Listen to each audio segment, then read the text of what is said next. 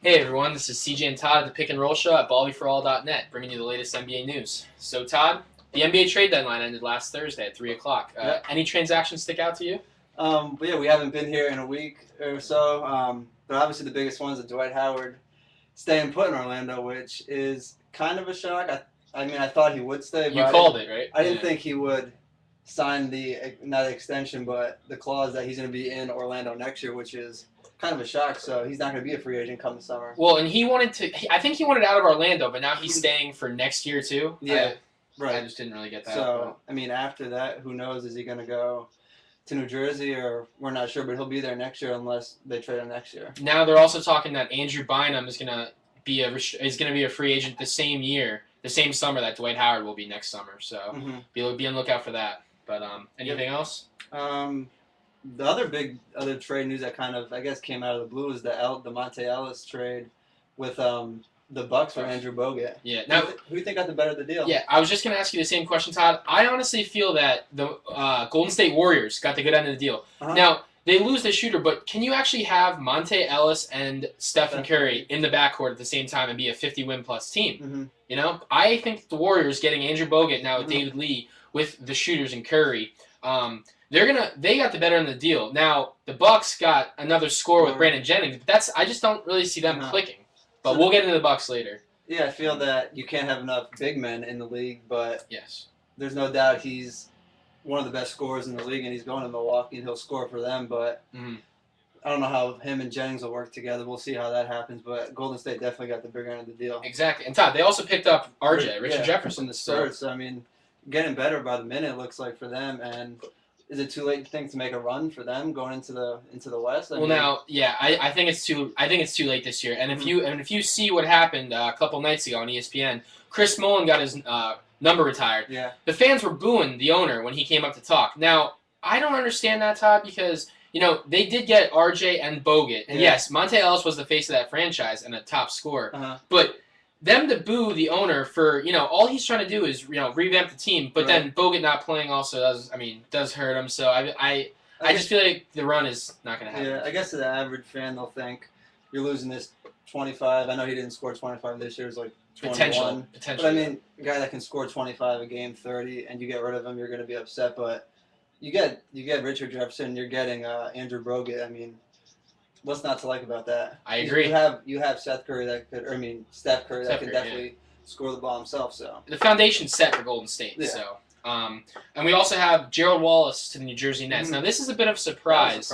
So now, Todd, how does this make the Nets look now that they have Gerald Wallace added to their mix with Deron Williams? I think if Dwight Howard wants to go to New Jersey someday, they try to trade him. That's more enticing for him to go there now that they have Deron and Gerald Wallace. So that's kind of two options. Dwight will be the big man there. So it's more appealing to him if he wants to go to New Jersey.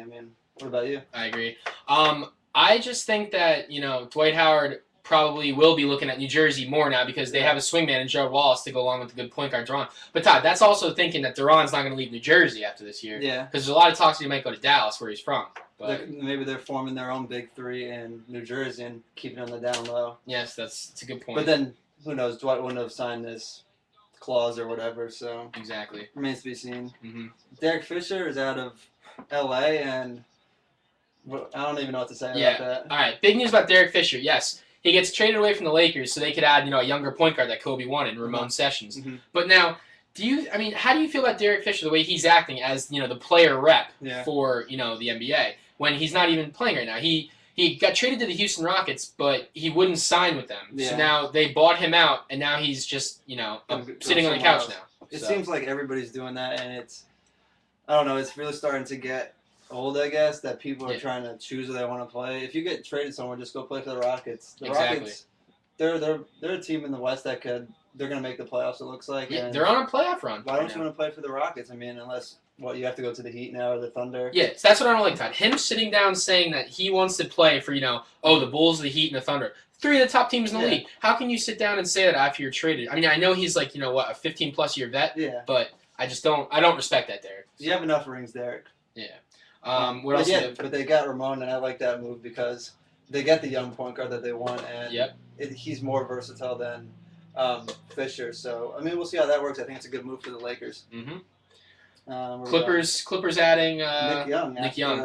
After Billups went down, they replaced him kind of with Nick Young, another scorer. So I think coming off the bench, he'll be able to provide some scoring behind Chris Paul and Randy Foye. Yep. And Todd, exactly what you said. Chauncey Billups went down. They needed another, role player to come in. Nick Young is going to fill that role because Chris Paul is obviously, getting way too many minutes. And, Mo Williams and Randy Foye, yeah, they're good players, but they needed, they need a kind of kick to get into the playoffs. And Nick Young will do that. I like that move for the Clippers. Last we got Nene to the Wizards, and there's talks about him getting traded before the season or signing with somebody else, I think, in free agency, and then he signed with the Nuggets. But now the Wizards get Nene, and Nuggets get JaVale McGee. Todd, what I don't get about this move is that Nene, I thought, actually signed an extension with the Nuggets, and I didn't realize that he actually didn't. But I was just a little surprised this move. I mean, Nene is a Denver guy. He's been with Denver for a long time. And, do you honestly feel that JaVale McGee is going to, put them over the top in the West compared to Nene? I don't know. I don't know how to... I mean, I haven't really seen JaVale McGee play. I mean, I've seen some... with a Washington team that's, never get televised. Some boneheaded plays I'd see of him where the ball hits him in the face and then he gets the ball the other way or whatever. He's running the other way. He's running the other way and his team's still down here. But it's a big man. You can't replace him. And he was in the dunk contest a year or two ago, I believe. So, yeah. He's got that going for him. So, well, besides now trades are over with. So, let's get into the hometown Sixers. Yeah. Their schedule this week, Todd? Big week for them in the Atlantic. They play the Knicks tonight. ESPN. Celtics on Friday, I think. Correct. Yep. So they have a chance to, if they win both these games, go up a decent amount of games on both of those teams. It'll be big to pad their lead in that division. What are you looking at them from these two games? Well, and Todd, coming off of a rough weekend where they lost to the Heat and Bulls, which obviously can happen, but beating the Bobcats on the road by double digits on Monday is huge momentum coming to this week, Todd, because they're up a game and a half from the Celtics and only about 4.5 up on the Knicks, or 4 games. So this week, Todd, it's good that they're home games. The Sixers need to take care of this business. But these will be big wins for them coming into, there's about 20 games left coming up to the last stretch before the playoffs. So I just feel like they need to go out and take care of business. Yeah, get as many wins as you can to bolster that seed, so you don't have to play Miami or Chicago in the first round because you don't want to be stuck against either of those two teams. And that's the thing, and that's exactly where the Celtics and Knicks are around. The 7th, 8th spot. So you want to beat these teams, and you don't want to give them any momentum. The Knicks and Celtics coming into your building and winning a divisional game. Yeah. So a surprise, I'm thinking. Or definitely that the Bulls have continued to look impressive without Derrick Rose. And, I mean, how are they doing it? How's his team putting together wins? I think you said they're, 10-4 without Rose? 10-4 without Rose in the season, not 14 consecutive games. But Derrick Rose has been out, a couple patches here and there earlier in the season, and now he's missed the past couple games. But the Bulls going 10-4, Todd, without Rose, they're obviously star player and the MVP of the league. Yeah. I feel that they are playing as a team unit, and how are they getting that done, Todd? I mean, what are there any players that are stepping up, or is it just committee? Like you said, they're playing as a team. It shows that there's more than just Derrick Rose on the Bulls. Boozer dropped 24-13 against the Magic the other night, and defensively, that's been their staple the whole season, and they showed it again against the Magic. I think they had in the mid-60s or something. Yeah, the Bulls only had, 70 or so as well, but no, they beat them pretty good that game. Yeah, I think they beat them by a good amount. But who do they have set? Like John Lucas I saw has been playing, a good point guard. Korver hitting some shots. Korver, Dang.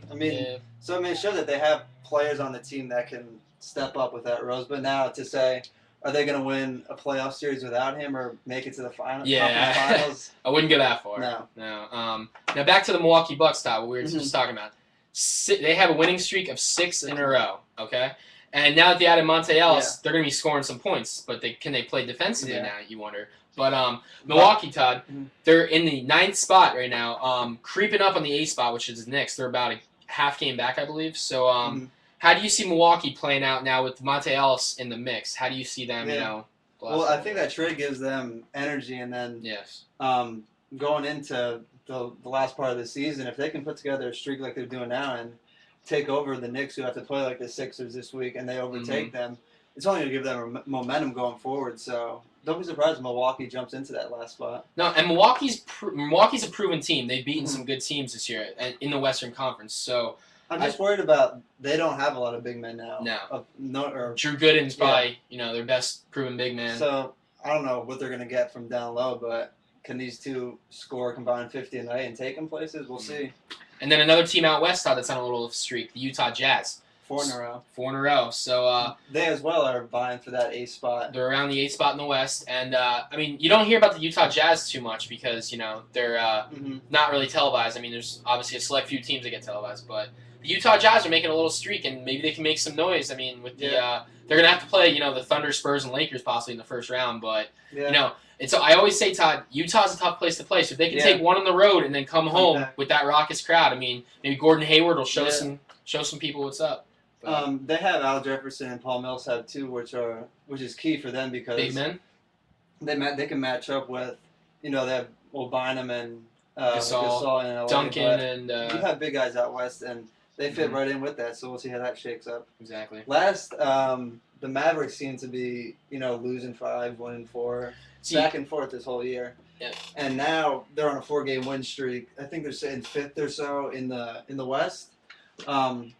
Look for them to stay, I guess, there in the standings. Yeah, Todd. Dallas, like you said, has been inconsistent all year. They started off the year. I mean, the first game of the year on national television, they got blown out by the Heat. Then the night that they received their championship rings, Todd, they've been on somewhat of a rocky road, but they have proven vets and Dirk, Jason Kidd, and the Jet, but I feel like they're still going to be there in the West. They could still, potentially win a first-round game if they're the 5th seed, beating a 4th seed. I have a feeling that they're going to be there. Obviously, they were there last year. They're proven. So I wouldn't worry too much about, this rocky start as long as they get it in. Yeah, same thing. I'm not going to repeat it. So, look for them to stay around that middle of the pack and make some noise in the playoffs.